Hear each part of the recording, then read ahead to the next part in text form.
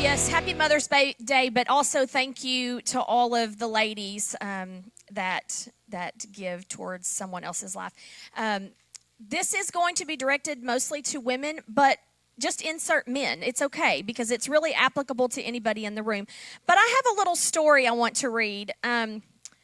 I'm not really an advocate for this book because it's got a couple of words that I literally took a Sharpie to. But my daughter gave me this book for Mother's Day. There are moms way worse than you. Let me read you a couple of things. Congrats, you had a kid or two. Oh, what a time of joy. You got the crib, the car seat bib. You bought the perfect toys. I should have thought this through on the headset. Like, what if I don't burp them right? Come on. Or what if I'm too strict? Or what if I buy diapers, then the diapers make them sick? Or what if they get tetanus or I don't dress them right? Or what if when I strap them in, the baby bajorn's too tight, whatever that is? I even tabbed them. It's okay. I got it. I got it. Promise. Or maybe your head starts to spin. It's now a full-blown panic. They lose an eye, or even worse, their food is not organic. Or what if I'm not watching and they stumble off a cliff? Or if I pick the wrong preschool, what if? What if? What if? Whoa! Calm down. Take a deep breath. Big exhale. It's probably normal feeling like you're doomed to fail. And though you'll make some big mistakes, remember this is true. When put into perspective, there are moms way worse than you. Here we go. Y'all ready for this? You won't be worse than hamster moms, no matter how you try. Sometimes they eat their newborn pups. We still don't yet know why. Okay, you ain't eating your kids. A mom giraffe is pretty nice until the fetus drops. She'll birth a newborn baby, then kick them till he walks. Okay, come on, y'all. Y'all ain't so bad. Y'all ain't so bad. If someone calls you selfish, mom, and makes you feel like crud, tell them sometimes Dracula ants will suck their baby's blood.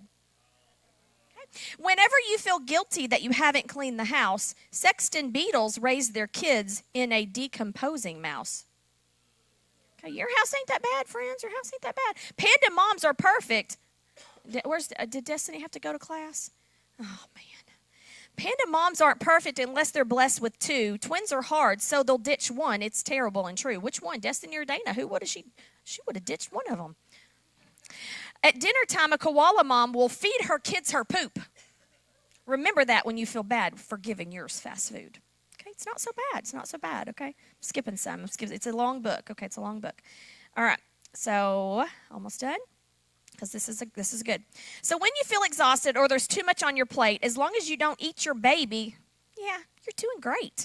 When the panic rises and the pressure starts to mount, remember that you're trying, and that is all that counts. Because even if you drop a kid or accidentally cuss, we don't do that here, just know that when it comes to moms, you'll never be the worst. Oh, it's a good one. It's a good one. Who's ever dropped their baby, raise your hand. Okay, look around. You're not alone. It will happen, something. This is what I did. I'd hold them in my arms. Their head would be over here, and I'd walk through a doorway and oopsie, so it's okay. God made them strong and tough, okay? Thank you for giving me the opportunity to speak. This is not in my comfort zone. I've only spoken one other time, like preached, if you will. I don't like saying preaching, but, on a Sunday, okay? Never on a Sunday morning, so that's okay. God sees you. He does. He sees you. The power and purpose of every woman. That's what I would call this message today. We're going to be in the book of Exodus, chapter 2, if you want to turn there with me.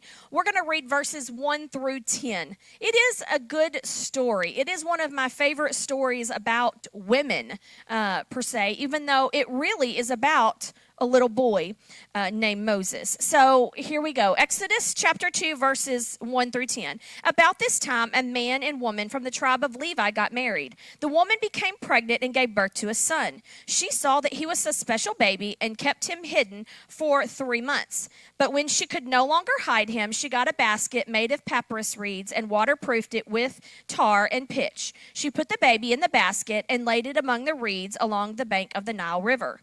The baby's sister then stood at a distance watching to see what would happen to him. Soon Pharaoh's daughter came down to bathe in the river, and her attendants walked along the riverbank. When the princess saw the basket among the reeds, she sent her maid to get it for her. When the princess opened it, she saw the baby.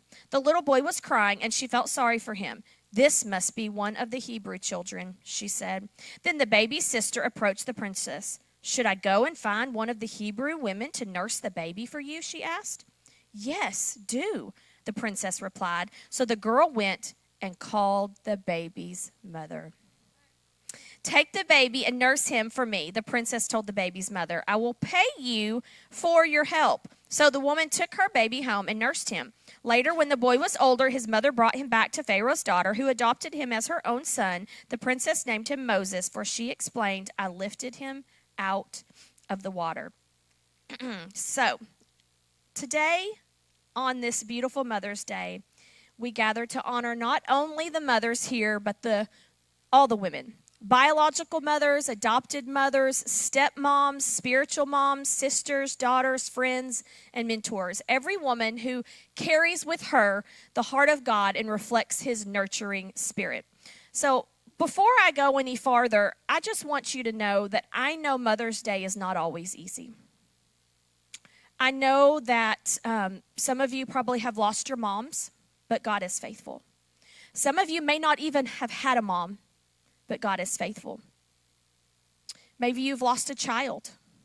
God is faithful. Maybe you've never been able to conceive. God is faithful. I just want to share just a minute. My dad passed away when I was 14 right in front of me from a brain aneurysm. That was a very hard and traumatic time. And Father's Day for me, I hated it. Like I would hide on Father's Day. So if one of those things that I read earlier are you, good job for being here. And if you're not here and you're just watching this, it's okay. Thank you for watching. But God is faithful. God fills every hole and every void that you have. So let's look at this story today, not only about the baby in the basket, but about those brave and compassionate women who changed history. And there are women in this room today that have changed history and will be a history changer. But let's get right down to it, because Moses was a handful and he was in a mess from the very beginning. He was a mess and he was in a mess. And I'm looking in this room and I see some of you, especially the men because it's Mother's Day, that are a bunch of messes. I mean, raise your hand if you've ever been a mess. Okay, women too, you know. And raise your hand if you're still a mess and God's still working you out. That's right. Yep, absolutely. But this boy needed a village. And I know some of you probably had villages, but he needed a village to keep him alive because his destiny was, right? He was going to die. And it reminds me that we have to have somebody that bails us out sometimes. We have to have somebody that rescues us sometimes. And I thank God that he is that rescuer. So in Exodus chapter 2, verses 1 through 3, Jochebed's mother, she was brave. And so that part of the story reminds me of the bravery of Jochebed, a mother's risk. She made a desperate and faithful decision. I need my phone because this did not update. Where is my phone? It's in my purse. Thank you. This doesn't have my notes, the updated notes. And this is why I knew something like this would happen. It always does, right? Every time. Well, so be it. So be it. How can I get it up there? How can I get it up there? It didn't update. Maybe close it out. But let me get my spot. Sorry, y'all. I mean, it's on there, but it's not updated, the updates that I made. So it should look like this if it's updated. See how it is right there? So Jochebed's mother. So what do I do, Jenny? Jenny said airdrop it. Airdrop it. I'm airdropping it. To who? Steve ain't on there. It's Steve's, but he's not on iDrop or whatever.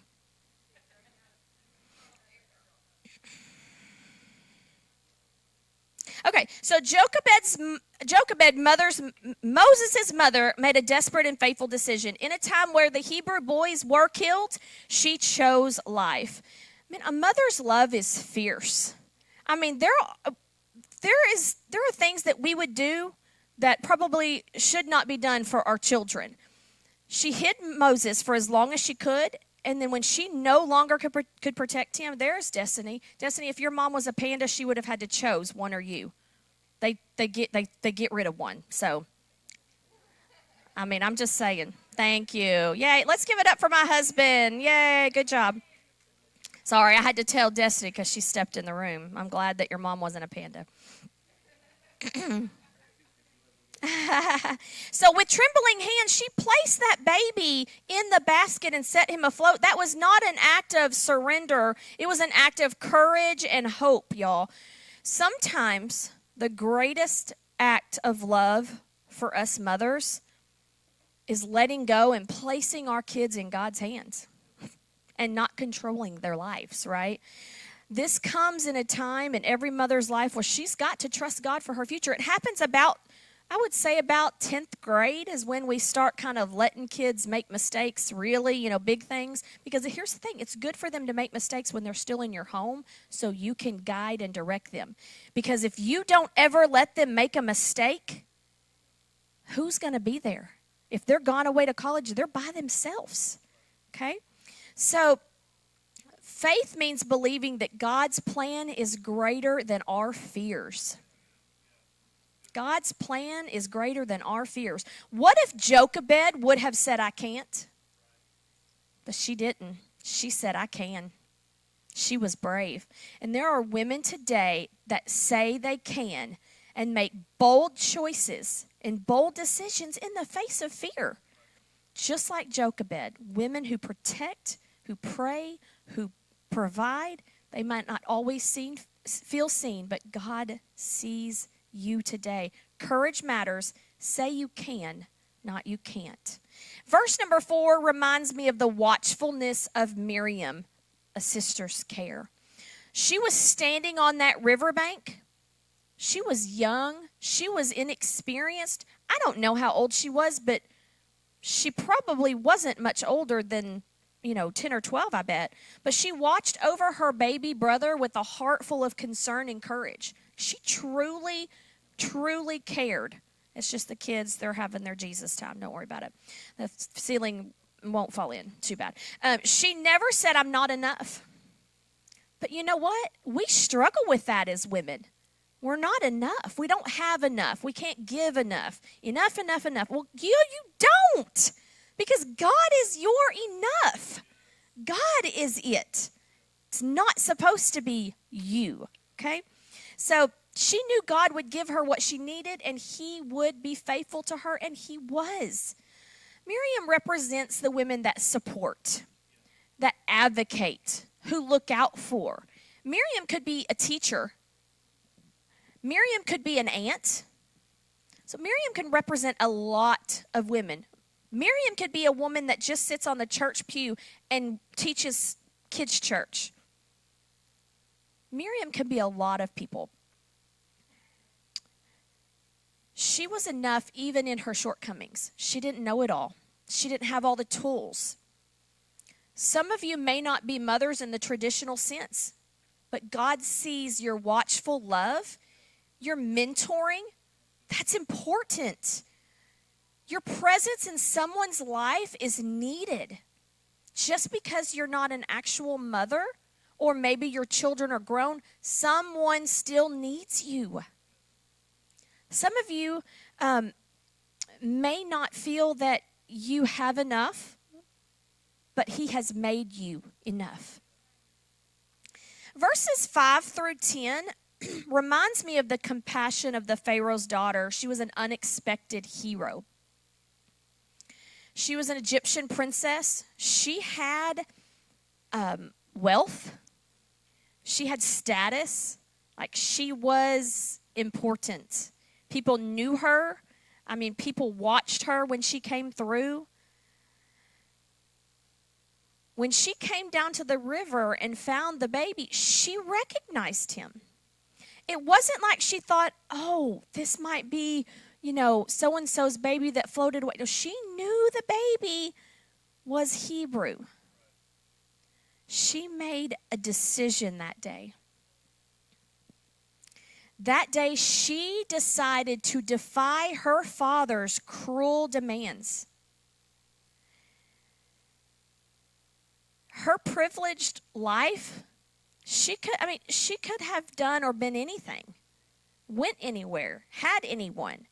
But that day, she chose to use her privilege to save a life. Because probably one of her maids that were down, they probably couldn't have grabbed that baby and said, well, I'm keeping it for myself.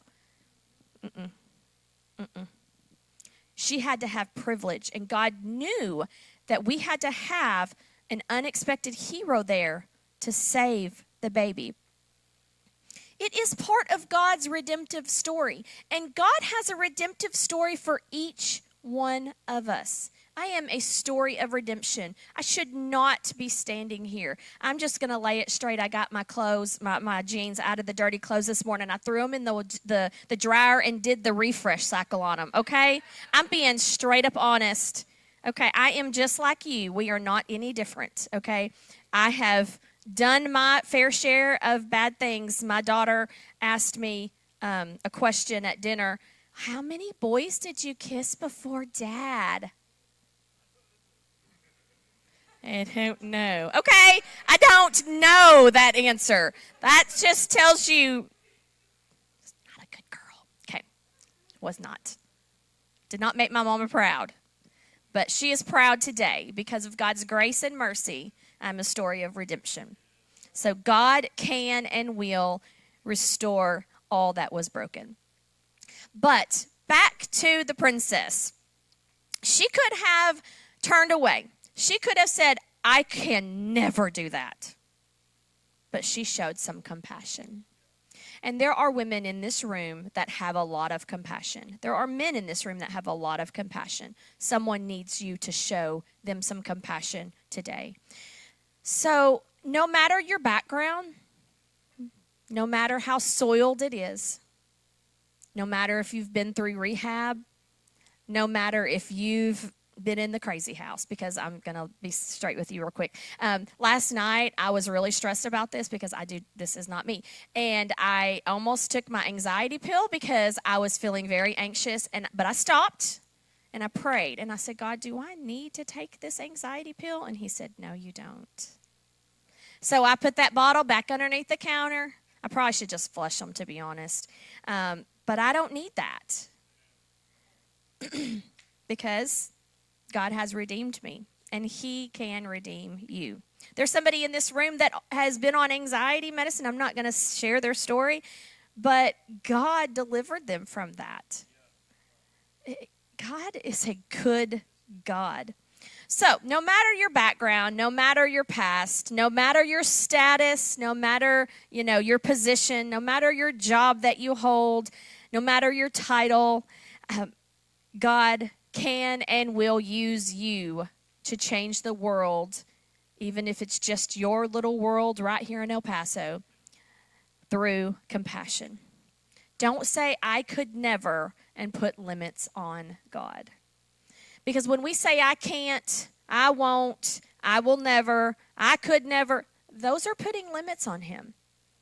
And then at that point, that is putting a hold on the blessings in someone else's life and your own life. So the fourth point that I have is God's hand in it all. Women as vessels of purpose. I noticed something incredible in the story of Moses. And it was before he performed any miracles. Moses is a pretty popular Bible character.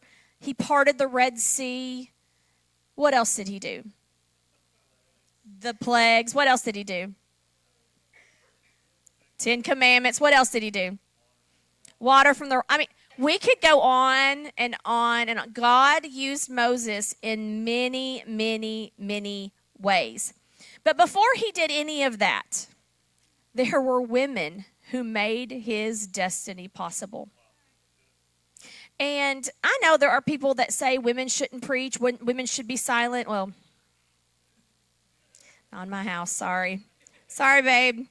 But this is just another story that shows you that women are important, that we need the ladies.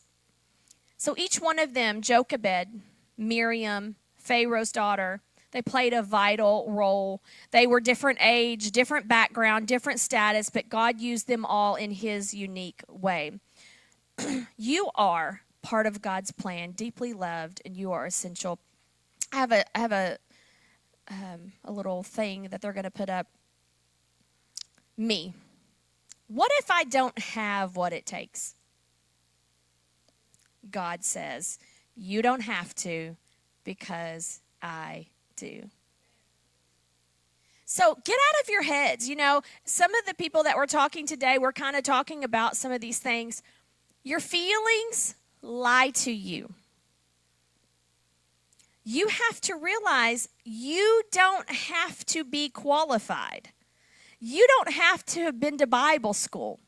You don't have to do X, Y, Z because God has you. God says, I do.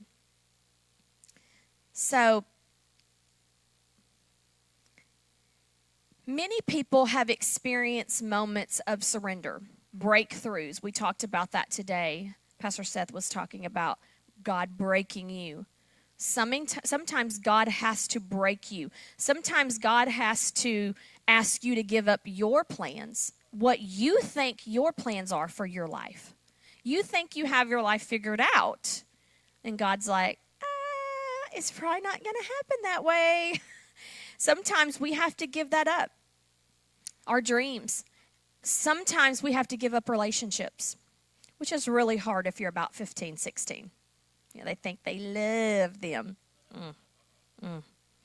My one advice, don't say I love you until you're walking down the aisle, but that's just me. Anyway, God is faithful. He works behind the scenes, and he works in ways that we never could foresee. So a piece of encouragement, if you feel like you're losing something or have lost something, remember that God can restore. He can bless you beyond what you expect. Steve has done funerals for babies, infants. That's the hardest thing. I remember the day we got the call, and he called somebody and was like, what do I say? How do you help a family during that time? But I just got a Facebook message from her, and she said, we want to invite you to our baby's 1-year birthday party. This is, their rainbow baby. God restores. And she said a lot of things, but in those times, you don't think, you can't see, you don't know, but God will restore. God will bless beyond what you expect. Your sacrifices, the things that you've given up for the Lord, the plans you've set aside, they're not in vain. God sees them. God sees you, and he is faithful. The women in these scriptures made a way. They took a risk. They stood watch. They showed compassion. And if you're a woman wondering if your role matters, let me assure you it absolutely does. So if you hear nothing else today, I want you to hear this. You are seen. And this is for everybody. You are valuable. You are called. You can. You are enough, and you will. God wants you to hear that today. He wants you to get that deep down in your heart. So whether you're a mentor or a mother, a leader or a listener, a prayer warrior or a quiet encourager, God has woven your life into his greater story. He is faithful. He does not have limits. We are part of God's plan, and he loves us deeply. And he does not create junk. He created us on purpose for a purpose. We are essential to his plan. He needs us, every single one of us. So I kind of touched on my story a little bit, but I just need you to know that I was the least of these. I was somebody that probably should have just been overlooked. I probably should have maybe did a little bit of time in the jailhouse, okay?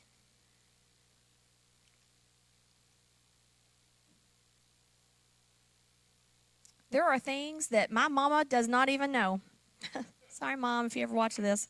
But I smoked marijuana for the first time at 10 years old. Started drinking at 11.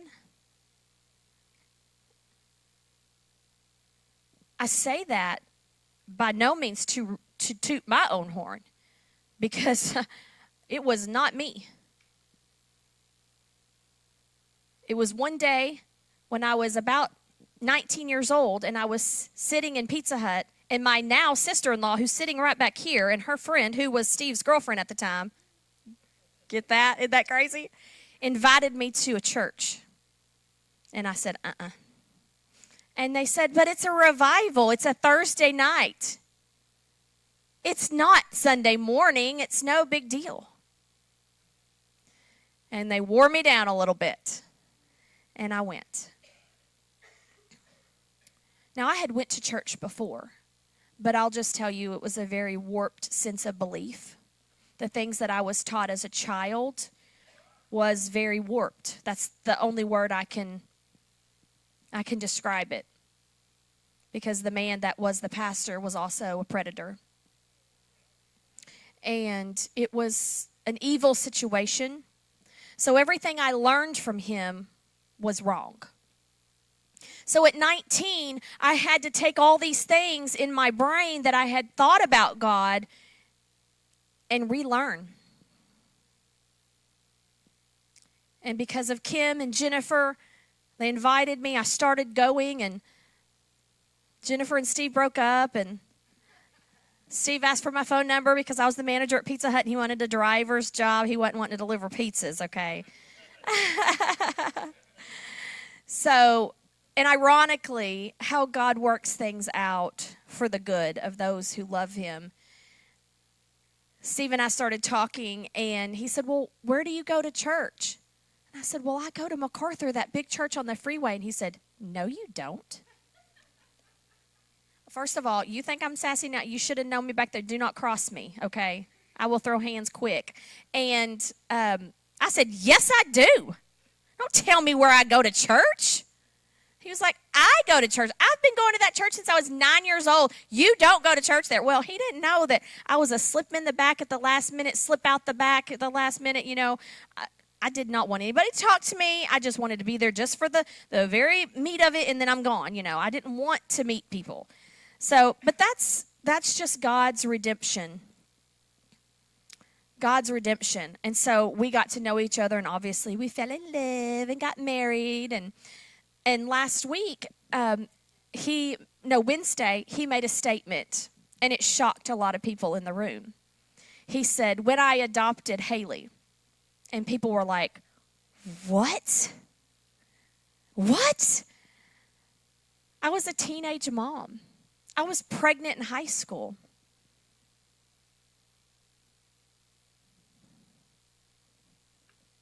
Okay? Her dad signed over his rights. So when we met, it was just me and her. He was a 2-for-1. A twofer. Yes.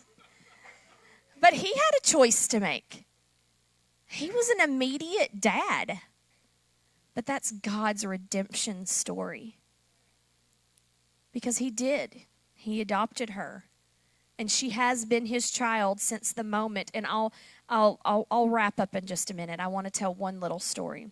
I broke up with Steve when we were engaged. Listen, I had a messed up life. I didn't trust him. He did nothing for me to not trust him, but I didn't trust him. And the devil started whispering in my ear. And it was Haley's birthday. She was turning 3 years old. And he came to the door with a present and a card. It was a little doll, and the card said, "I love you and I'll always be your dad." So he didn't care that I had broken up with him because he was not breaking up with her. Well, you know, I better turn my butt around. I got to do what I got to do to get that man back. I was like, what do I got to do? God, I'm sorry. I messed up. Please fix it. And he did. But I asked him to marry me the next time. God sees us. God sees you. He sees your situation. He sees your mess. We had a lot of mess, y'all. This is our 25th year, and we've been through a lot. But God will restore. He is faithful. So when you hear the words, you are seen, you are valuable, you are called, you can, you are enough, you will. If those make you kind of cringe or kind of think, that's not me. That's not me. I can't. I would never. God could never use me. God could never call me. Sorry, you're wrong. But you're not alone in feeling that way, because I felt that way for a long time. I never felt called or qualified to be a pastor's wife. But I really feel that God roped me in by putting us into kids ministry because I could be silly and fun and play with kids. But he knew one day I would be standing here with the church that we started, speaking to you. Steve wanted me to speak last Mother's Day, and I said, nope, let Ashley. Nope, Ashley's going to speak. He was like, okay, because I didn't feel qualified. I didn't feel that I could do it. So if you feel those things, if you want to go ahead and play some music.